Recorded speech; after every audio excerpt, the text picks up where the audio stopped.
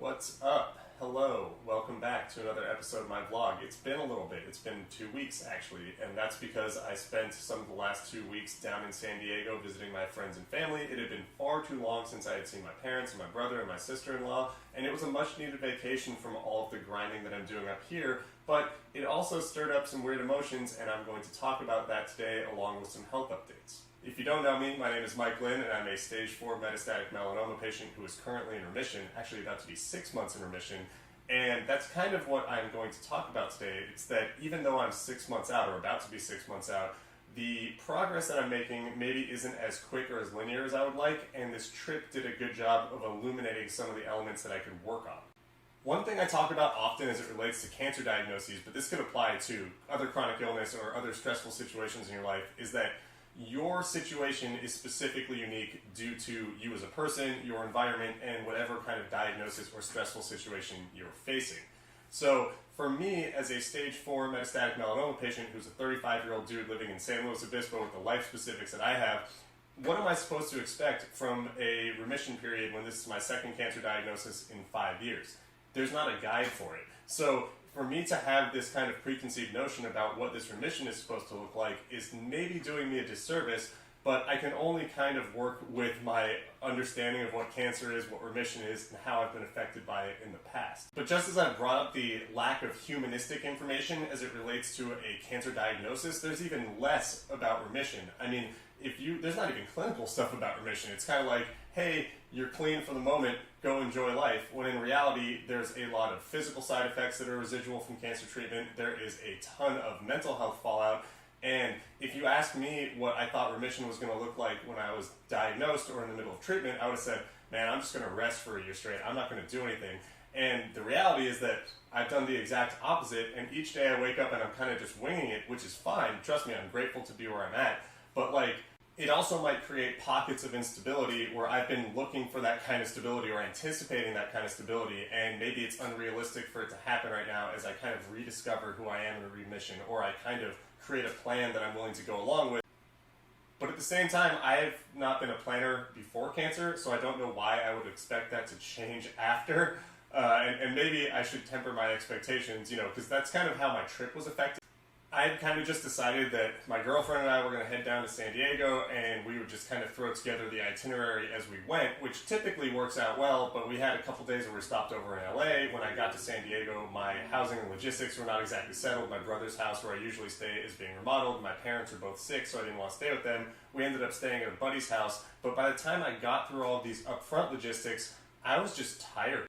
And that part in and of itself isn't shocking. I mean, one, it's a long trip to get from SLO down to San Diego. Two, my energy has ebbed and flowed in and out of remission.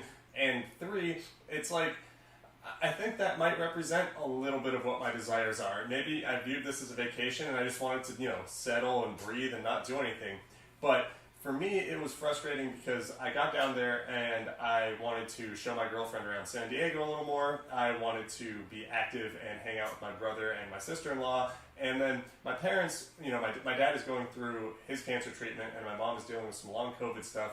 And I think I wanted to get some more quality time in with them, but just kind of the overall energy of our respective situations was that I popped in a few times, we hung out relatively nominally. And on the surface, there's nothing wrong with this. I'm going to be back down there twice within the next couple months, both for Thanksgiving and my birthday. And, I get plenty of chances to talk to my parents and see them as we live relatively close. I talk to them on the phone all the time. But it just seemed representative of maybe all of our respective health issues over the year. We've all been dealing with chronic illness for the better part of 2023. And it's frustrating. It's frustrating to see them like that, and it's frustrating for me to feel like that as I go down there and, waste what I think is an opportunity to see my friends and family in a way that I wish was more dynamic. And there's no blame to be passed around either. I can't blame myself. I don't blame my parents. I don't blame cancer. I don't blame my partner or my brother. Or, there's no situational blame that would make sense anyway. We're all kind of new to this territory, especially with me having recurrence, my dad having cancer, my mom having long COVID, and, a little bit of our family dynamic being shaken up as a result.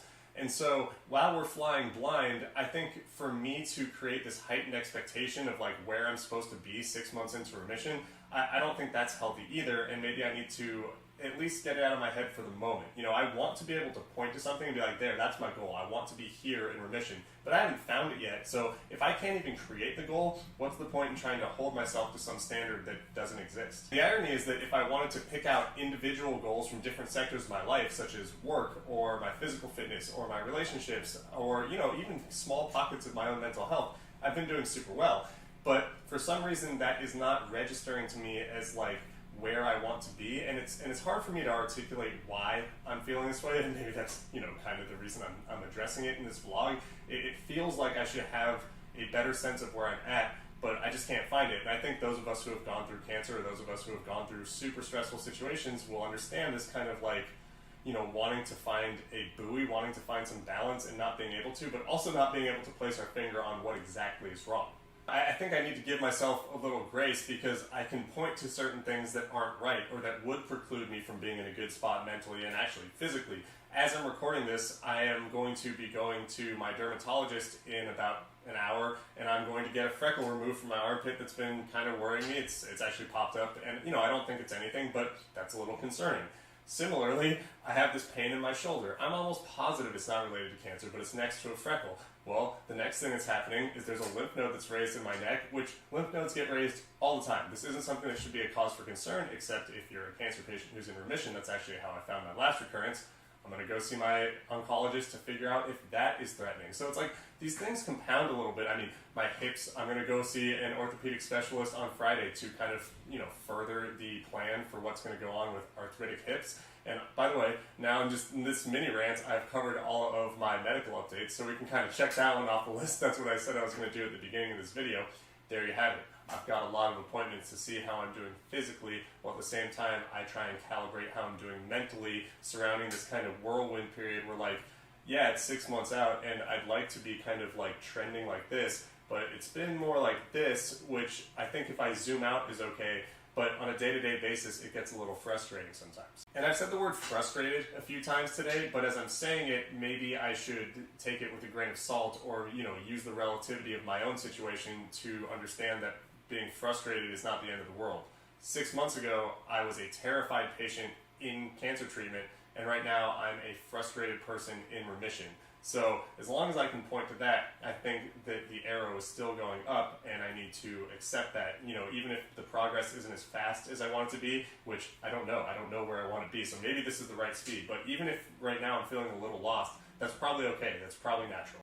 And again, zooming out allows me to feel better about this anyway. The next video I make will be a 6 month out video, which is ridiculous. How, you know, I'm so fortunate to be there, and within that video there's going to be lots of really cool personal updates. So even though I don't have a distinct plan, or even though I don't have a, you know, finite idea of where I'm supposed to be, it's all going well. And I you know, whenever I get to make these videos and talk things out, it makes me feel better about it, because the reality is, like, cancer really, really flips your life upside down, and the ability to ideate on camera and communicate with the community who gives me feedback has been super helpful for this entire time, and I'm stoked to be able to continue to do it. So maybe today's vlog was more of a therapy for Mike Day than anything pinpointed that you can glean information from, but I would imagine that if you're a cancer patient or you have a loved one who's going through a similar situation, you can pick out similarities and say, hey, I'm dealing with that, they're dealing with that. We can use this kind of framework in order to make things easier. Because that's the goal. That's the whole reason I make these, is to help myself, but also to connect with other people so that these conversations get easier for us going forward.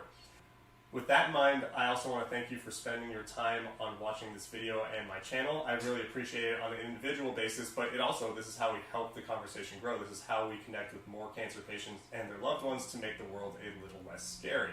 I'm going to do that annoying YouTube thing where I ask you to like this video and subscribe to my channel, but otherwise all I can say is thank you again, and I'll see you next time. Bye!